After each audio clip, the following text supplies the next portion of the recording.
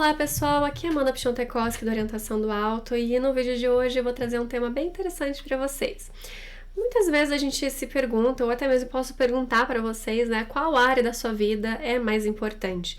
E para isso a gente vai ter várias respostas. Pode ser, de repente, uma área que atualmente ela esteja realmente mais importante, ou que você se dedica a vida toda para aquele determinado assunto, seja um estudo, seja uma aquisição de bens materiais, seja um relacionamento, seja um processo criativo, seja o trabalho, seja a família.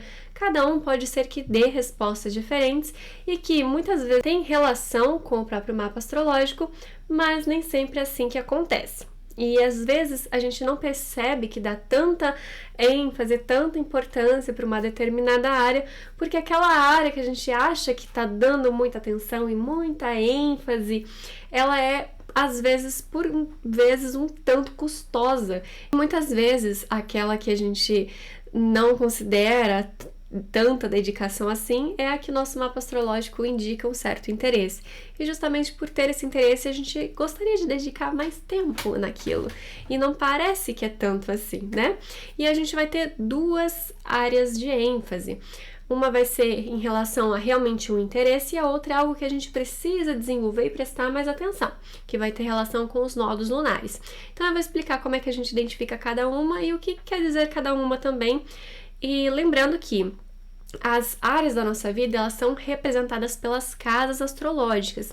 Então, as casas astrológicas, elas são uma divisão do mapa natal pelo espaço. Então, tem relação com o ponto de vista da Terra, a gente vai dividir o céu visível do ponto de vista específico para identificar onde é que está cada planeta, onde é que está cada ponto no mapa. Consequentemente, cada casa, cada espaço significa uma área da nossa vida. Para quem está chegando agora, meu nome é Amanda Piontekowski, esse aqui é o canal Orientação do Alto, onde eu passo informações basicamente sobre astrologia e sobre simbolismo, mas tem vários outros assuntos aí, vídeos aqui no canal, já fica o convite para conhecer.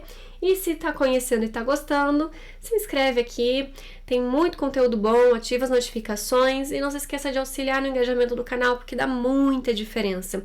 Estou aqui comprometida para trazer um conteúdo de qualidade e diferente, né, dentro do meu ponto de vista, dos meus estudos também.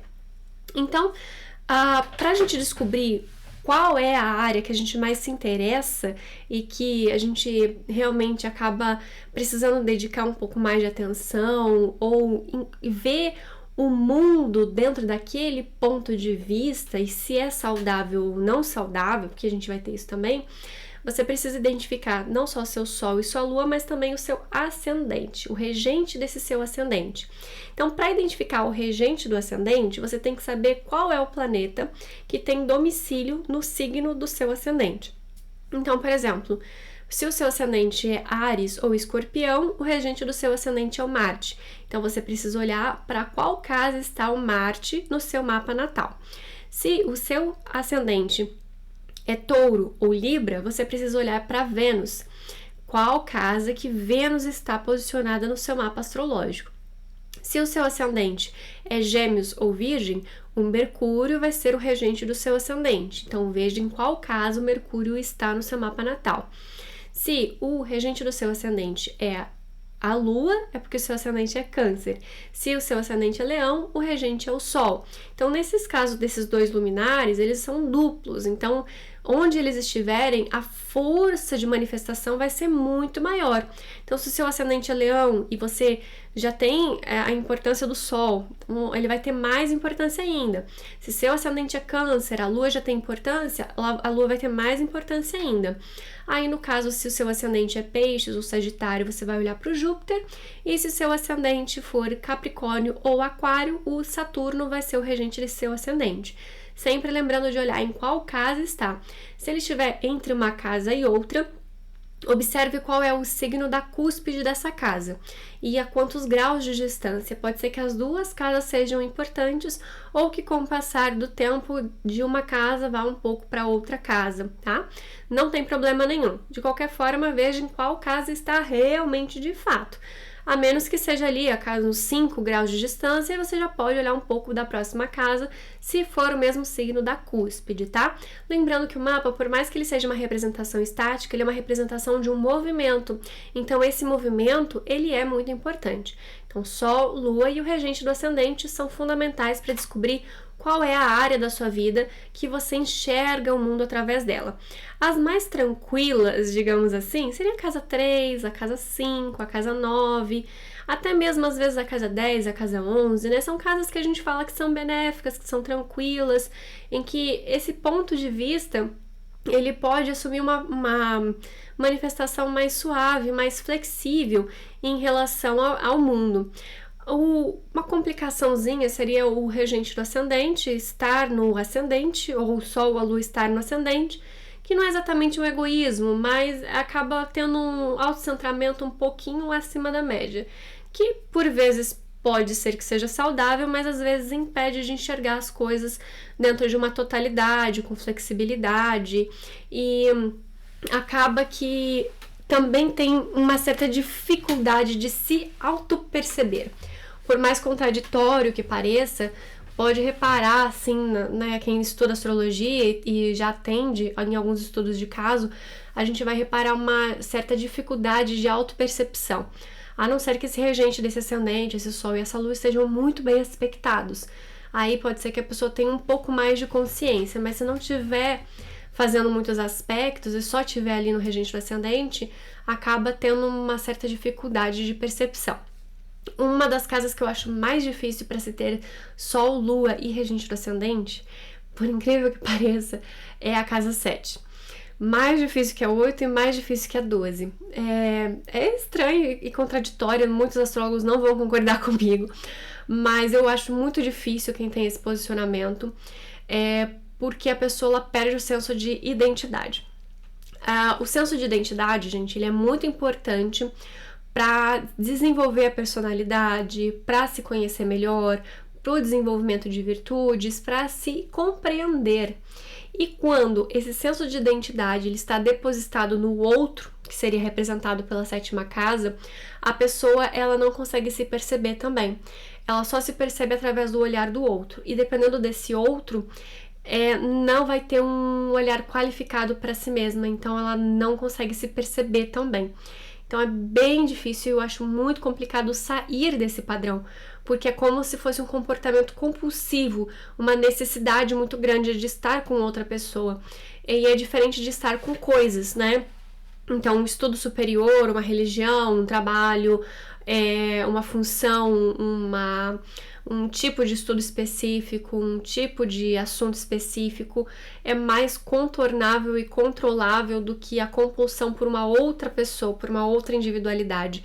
Então, ter essa necessidade tão grande de estar sempre com alguém é muito comum nesses posicionamentos, desses mapas em que o regente do ascendente, ou o Sol ou a Lua estão posicionados na 7ª casa.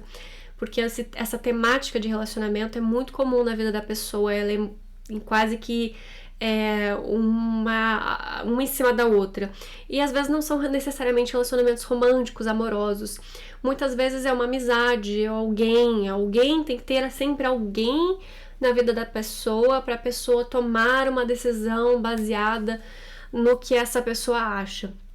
Seja essa pessoa tenha alguma relação íntima ou algum laço afetivo ou não. Então é como se precisasse sempre de alguém. É muito complicado e muito difícil sair desse padrão. A segunda casa que eu acho mais difícil, mais complicada, ter esse ênfase, esse foco tão grande, é obviamente a casa 12. Aí todos concordam, né? Porque a casa 12 ela é um aprisionamento. Então é como se o ego, a individualidade, o eu, a identidade, ela fosse sendo dissolvida antes mesmo de começar uma formação. Acaba se perdendo de si, se aprisionando em si e fica muito suscetível a interferências espirituais, maléficas principalmente, e também qualquer assunto ideológico que aprisione vícios, comportamentos compulsivos, a mente, as emoções, tudo fica muito enfático e essa essência de si, ela acaba se perdendo de uma forma muito recorrente. Então também é uma casa muito complicada para se ter Sol, Lua e regente do ascendente, tá? Mas, gente, calma, não é o fim do mundo. sempre tem uma solução, sempre tem um norte, que é o próprio nó do norte, sempre tem alguma forma positiva de manifestação, é o que eu vejo, né, que é um pouco mais complicado de sair dessa tendência. Uma outra casa que é bem complicada é a casa 8. A pessoa vivencia muito assuntos de segredo, de julgamento, de problemas. Ela vê o mundo dentro de um ponto de vista problemático. Então, o pessimismo ele é muito recorrente.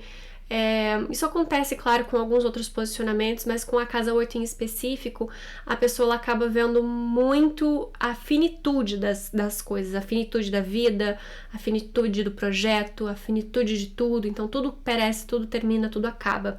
Então, também é bem complicada.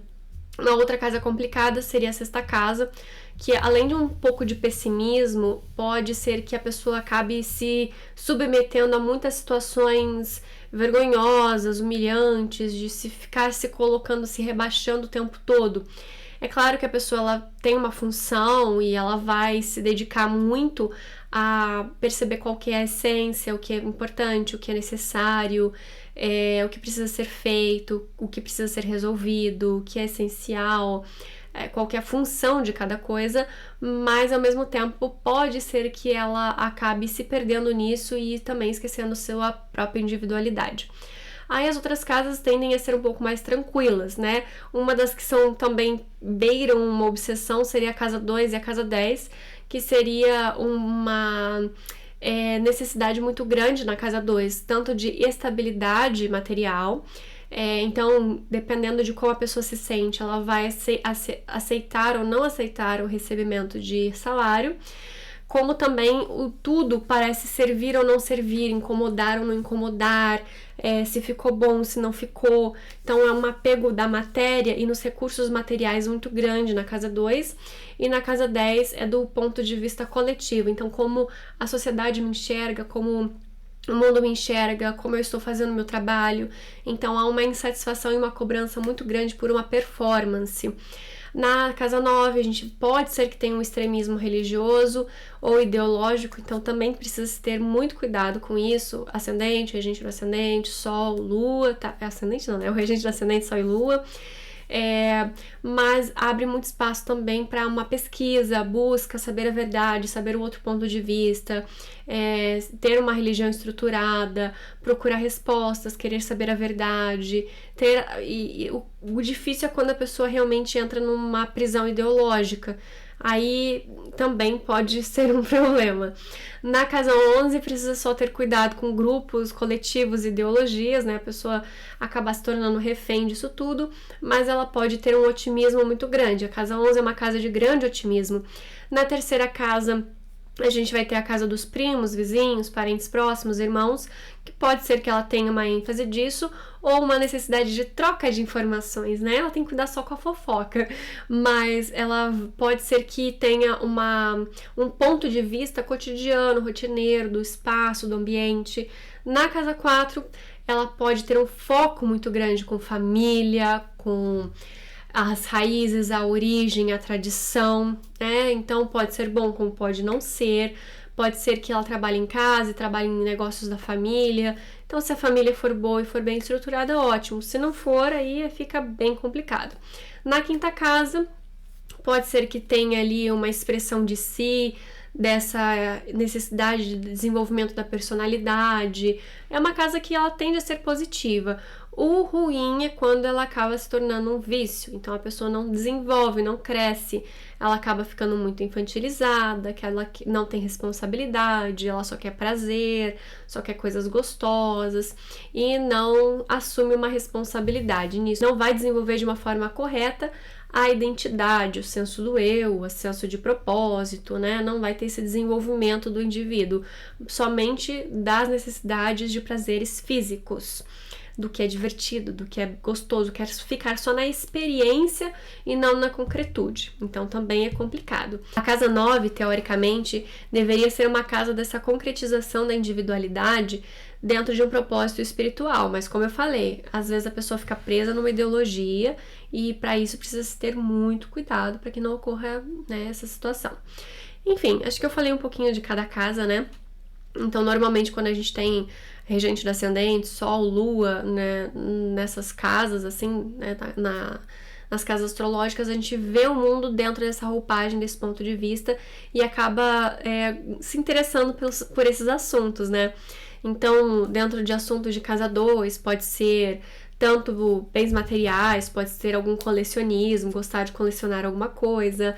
Na casa 3 pode ser comunicação, livros, assim como casa 9, mas a casa 3 ela tende a ser mais feminina, mais rápida, mais simples, mais prática, mais acessível. A casa 9 são as enciclopédias, os livros raros, as coisas assim. Na casa 8 a gente pode encontrar também detetives, pessoas ali com uma facilidade muito grande de descobrir os segredos e as dificuldades do outro, além de todo esse processo, né, de vida e pós-vida e coisas assim. Na casa 12, a pessoa também pode se interessar por psiquiatria, animais de grande porte, monstros. A casa 6, a pessoa pode se interessar por animais de pequeno porte, enfermagem, medicina no geral também, além de cuidados com a casa, ordem, organização. A casa 10, a pessoa pode se interessar por cargos, status, realeza, hierarquia, além de, obviamente, qualquer tipo de função de serviço no geral. Na casa 4, a pessoa pode se interessar por tesouros, coisas escondidas, memórias familiares, a origem das coisas, enfim. Então, cada casa ela vai ter ali algum tipo de assunto que você vai gostar e vai acabar esbarrando e vai se interessar, né? E, de repente, é algo que você realmente sabe, tem consciência, e às vezes não tem tanta.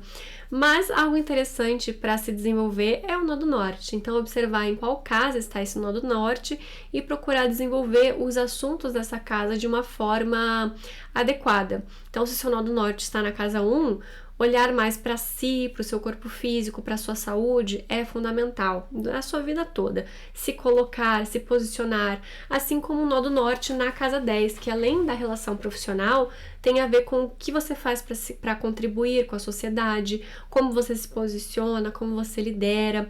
O nodo norte na casa 2 tem relação com a aquisição de independência financeira, além de cuidar e zelar pelos seus bens materiais. Na casa 3 tem relação com o desenvolvimento de uma comunicação mais simples, mais acessível, cotidiana, passar o conhecimento, passar a informação, deixar as coisas mais simples e acessíveis.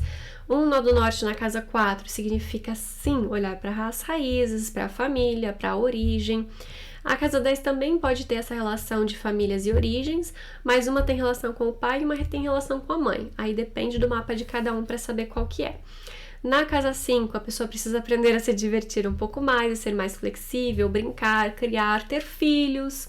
Um nodo norte na casa 6 precisa, além de cuidados com a saúde, com o sistema digestivo, saber a hora de cada coisa, ter rotina, ter ordem, ter disciplina, assim como também um pouquinho de casa 10 tem isso aí, tá? Na casa 7, aí sim, a pessoa precisa olhar para o outro, perguntar para o outro, o que será que tal pessoa acha, né? Para aprender a incluir o outro, né? Aprender a viver não sozinho, mas com alguém. O matrimônio vai ser muito importante na vida dessa pessoa para o desenvolvimento espiritual dela. No nodo norte, na casa 8, a pessoa vivencia muitas perdas. Sim, ela precisa aprender a perder, a desapegar, a realmente tanto ser roubada quanto realmente perder. Vai acontecer várias vezes e a pessoa precisa acabar aprendendo sobre a finitude das coisas, né? O que é realmente essencial e o que não é.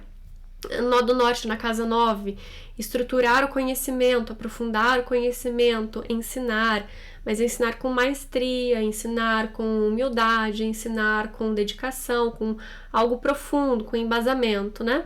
O nodo norte na casa 10 pode ser tanto destaque profissional, social, sua missão no mundo, como você pode contribuir, se colocar, se posicionar.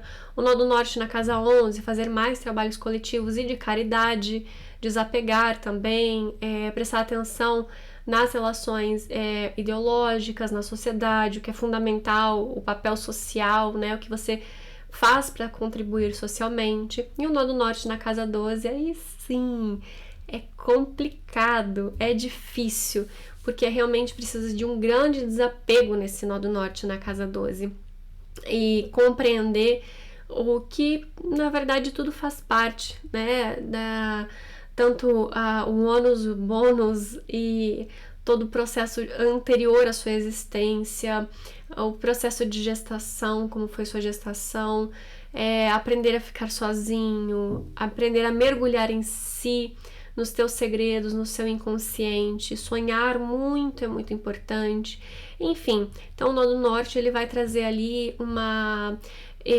facilidade no desenvolvimento espiritual. Então, para onde você tem que olhar ou por qual ponto de vista você precisa olhar para compreender o que você está precisando de desenvolver, porque normalmente o teu nó do sul ele vai estar na casa oposta, então para você aquele ponto de vista do nó do sul já é uma coisa corriqueira, já é uma coisa simples. Então, por exemplo, o nó do norte na casa 2, com o nó do norte com o nó do sul na casa 8. A pessoa já é desapegada, ela precisa aprender a valorizar o que ela tem. Nó do sul no ascendente, nó do norte na casa 7. A pessoa ela já é autocentrada, ela precisa olhar para o outro, ou vice-versa. Nó do sul na casa 7, a pessoa já vivencia muito com a experiência de vida com o outro, ela precisa olhar mais para si. No ascendente e no descendente eu acho muito difícil os nodos, é bem complicado mesmo, é difícil sair do padrão, né? Mas enfim, gente, cada caso é um caso, né? A gente vai sempre olhar para os dispositores desses nodos para ter uma leitura mais precisa, assim como, né, os dispositores do Sol, da Lua, do regente do ascendente, quais os planetas, se tem algum planeta no ascendente, planetas angulares no geral, eles também vão trazer delineações de importâncias, né? Então, se você tem o regente, sei lá, da tua casa 5 no meio do céu, também pode ser que você dê muita importância para os assuntos de casa 5, né? Vivencie muito ou trabalhe com assuntos de casa 5. Então, fazer essa leitura de uma forma mais ampla pode te ajudar muito a descobrir mais sobre vocês. Para quem quer atalhos, eu faço consultas, é só me mandar uma mensagem, meu contato está sempre na descrição dos vídeos. Eu explico como funciona a consulta, o valor, tudo certinho para agendamento. Mas, no geral, a consulta, gente, ela é bem interativa, a gente pode falar sobre vários assuntos, esse e vários outros assuntos. Aí fica meu convite, minha sugestão de olhar mais os vídeos aqui do canal. Para quem quer aprender sobre astrologia, eu também tenho cursos, mais informações aqui na descrição dos vídeos. Não se esqueçam de auxiliar no engajamento do canal e trazer mais sugestões de vídeos, então fique à vontade aqui nos comentários, que eu procuro sempre ler, pelo menos um curtir ali, ou tô olhando, tô tentando olhar, tá, gente? Enfim, eu vou ficando por aqui e até a próxima.